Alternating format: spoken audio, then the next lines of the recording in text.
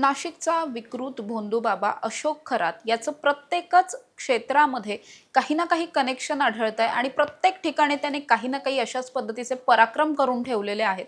आता याच अशोक खरातचं एक कांदा कनेक्शन समोर आलंय। एक नाही, खरं तर आपल्याला दोन म्हणावं लागेल, कारण दोन वेगवेगळ्या पद्धतीची प्रकरणं कांद्याशी रिलेटेड असलेली आता समोर आली आहेत। खरं तर गेल्या अनेक वर्षांपासून नाफेडचा एक घोटाळा गेल्या राज्यभरामध्ये खरं तर खूप गाजताना पाहायला मिळतोय। या नाफेडच्या घोटाळ्यामध्ये सुद्धा अशोक खरातचा त्याच्या कंपन्यांचा सहभाग आढळलाय, तर दुसरीकडे अशोक खरातनं एका कांदा व्यापाऱ्याची जवळपास कोट्यवधींची फसवणूक केली आहे। याच अनुषंगानं आज त्याच्या विरोधात 12वा गुन्हा सुद्धा दाखल झालाय।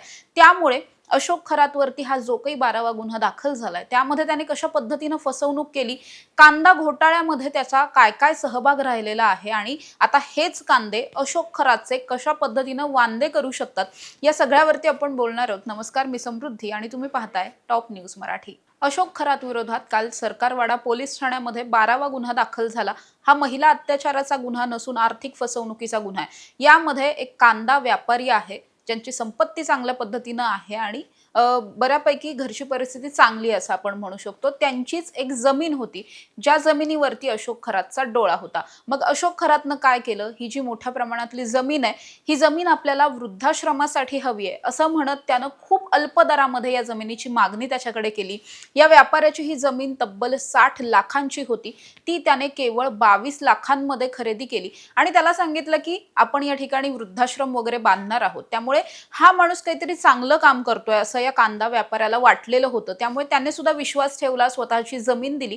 नंतर मात्र हा भोंदूबाबा त्याला असं म्हटला की तुझ्या या जमिनीच्या बदल्यात मी तुला दुसरीकडे कुठेतरी अगदी चांगला एखादा प्लॉट घेऊन देतो, त्यासाठी तू मला काही पैसे दे असं म्हणून वेळोवेळी त्याने त्याच्याकडून तब्बल 85 लाख रुपये उकळले। त्यानंतर खूप दिवस सरल्याच्या नंतर सुद्धा ना पैसे परत मिळाले, ना जमीन मिळाली, ना नवीन प्लॉट मिळाला, काहीच मिळालं नाही। त्यानंतर मात्र या व्यापाऱ्याने पैशांसाठी तगादा लावला, एकतर मला जमीन द्या किंवा मग माझे पैसे परत करा असं तो सातत्यानं म्हणत होता। त्यावेळेस मात्र या अशोक खरातनं काय केलं, तर तू माझ्याकडे पैशांचा तगादा लावलास तर तुझ्यावर देवाचा कोप होईल अशी थेटपणे देवाचीच भीती त्याला घातली आणि देवाची भीती घालून त्याला तोंड बंद ठेवायला भाग पाडलं। हा शेतकरी सुद्धा आपल्या विरोधात खरंच असं काही झालं, देवाचा कोप वगैरे झाला, आधीच हा जो अशोक खरात आहे त्याच्याकडे दैवी शक्ती वगैरे आहे असं अनेकांना वाटायचं, त्यामुळे हा जो व्यापारी आहे तो सुद्धा घाबरला आणि तो सुद्धा या सगळ्या प्रकरणामध्ये कुणाशी काही बोलला नाही, गुन्हा दाखल केला नाही। आता मात्र जेव्हा या प्रकरणामध्ये अशोक खरात विरोधात 11 गुन्हे दाखल झालेले होते, त्यापैकी 3 गुन्हे हे आर्थिक फसवणुकीचे होते। त्यानंतर आता हा 4था गुन्हा सुद्धा याच व्यापाऱ्यानं मोठ्या हिमतीनं समोर येऊन दाखल केला। त्यामुळे कांदा व्यापाऱ्याची जवळपास कोट्यवधींची फसवणूक त्यानं केली आहे असं आपण म्हणू शकतो। या प्रकरणाचा सुद्धा तपास आता एसआयटीच्या माध्यमातून केला जाणार आहे। मात्र खरं तर काल आणखी एक अपडेट समोर आलेली होती, ती म्हणजे अशोक खरातने कांदा खरेदी करण्यासाठीचं जे काही नाफेडचा घोटाळा काही वर्षांपूर्वी घडलेला होता, त्याच सगळ्यामध्ये अशोक खरातच्या कंपन्यांचा सहभाग आढळलाय। अशोक खरातनं 2-3 कंपन्या वगैरे, खरं तर त्याच्या 2 स्वतःच्या कंपन्या आहेत, या व्यतिरिक्त जवळपास 7-8 कंपन्यांमध्ये त्याची भागीदारी किंवा कुठेतरी तो संचालक पदावरती वगैरे आहे, अशा पद्धतीचं एक त्याचं कांद्याशी कनेक्शन आढळून आलं होतं। त्याच्याकडे स्वतःच्या या 2 कंपन्या त्यानं स्थापन केल्यात। श्री व्यंकटेश्वर असं एका कंपनीचं नाव आहे आणि ईशान्येश्वर असं दुसऱ्या कंपनीचं नाव आहे। या ज्या दोन्ही कंपन्या आहेत, या दोन्ही कंपन्यांच्या माध्यमातून कांदा खरेदी करणं, त्याचबरोबर सोयाबीन असेल, मका असेल, हे शेतकऱ्यांकडून खरेदी करणं जेणेकरून भाव स्थिर राहतील, शेतकऱ्यांना सुद्धा या सगळ्याचा फायदा होईल, ही जी एक योजना आणलेली होती केंद्र सरकारने, त्याच्या अंतर्गत खरं तर त्याने या कंपन्या स्थापन केल्या आणि त्याच्या माध्यमातून आपण हे सगळे जे शेतमालाचे प्रकार आहेत हे सगळे आपण खरेदी करतोय असं त्यानं दाखवलं। मात्र प्रत्यक्षात त्यानं काय केलं होतं, तर शेतकऱ्यांकडून हा सगळा जो माल आहे तो खरेदी केलाच नव्हता, व्यापाऱ्यांकडून माल खरेदी केला आणि पुढे विकताना मात्र खूप जास्त भावाने विकला।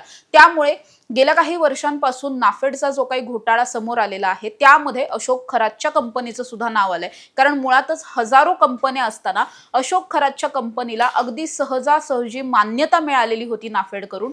त्यामुळेच नाफेड असेल किंवा मग NCCF असेल, या दोन्ही ज्या संस्था आहेत, यंत्रणा आहेत, त्यांच्या मार्फत त्यांच्यामध्ये काम करणारे जे अधिकारी आहेत किंवा काही राजकीय नेते आहेत, त्यांना हाताशी धरून त्यानं हे सगळे गैरकारभार जे आहेत ते कांदा कनेक्शनमध्ये सुद्धा त्याने केल्याचं पाहायला मिळत आहे.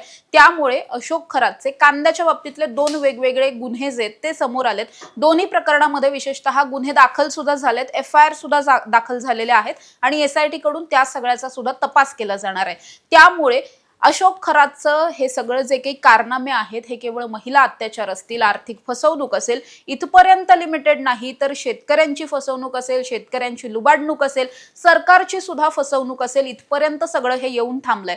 त्यामुळे हेच जे काही कांद्याचे कनेक्शन्स आढळलेत हेच कांदे अशोक खरातचे आणखी जास्त वांदे करतील असं सध्या तरी दिसतंय. अर्थात आता SITच्या तपासातून आणखी काय काय समोर येत आहे. आत्ताचा हा जो नाफेड मधला घोटाळा आहे तो जवळपास 1300-1400 कोटींचा घोटाळा असू शकतो अशी शक्यता वर्तवली जाते. विशेष म्हणजे कोट्यवधींची उलाढाल असलेल्या या अशोक खरातच्या दोन्ही कंपन्या होत्या ज्याचं उत्पादन केवळ 80,000 रुपये दाखवण्यात आलेलं होतं. म्हणजे स्वतः तो कोट्यवधी कमवत होता, मात्र सरकारला दाखवताना असं दाखवायचं की आपली कंपनी किती घाट्यामध्ये आहे वगैरे.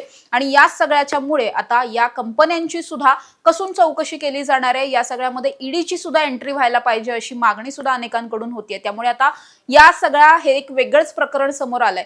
या प्रकरणाचा कोणत्या अँगलने तपास केला जाणार आणि खरंच ईडीला या सगळ्यामध्ये पाचारण केलं जाईल का हे पाहणं महत्त्वाचं असणार आहे. अशा ताज्या आणि महत्त्वाच्या बातम्यांसाठी तुम्ही पाहत राहा टॉप न्यूज मराठी, आपला महाराष्ट्र आपली बातमी.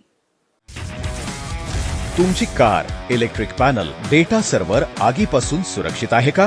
नाही? मग आजच बसवा F protect temperature activated fire suppression device. यामध्ये आहे eco friendly non toxic pressurised liquid जे आग लागल्यास क्षणार्धात ऍक्टिव्हेट होऊन आगीवरती मिळवते नियंत्रण. बसवण्यास अतिशय सोपे आणि सुटसुटीत टेकालिपचे एक दर्जेदार उत्पादन एफ प्रोटेक्ट.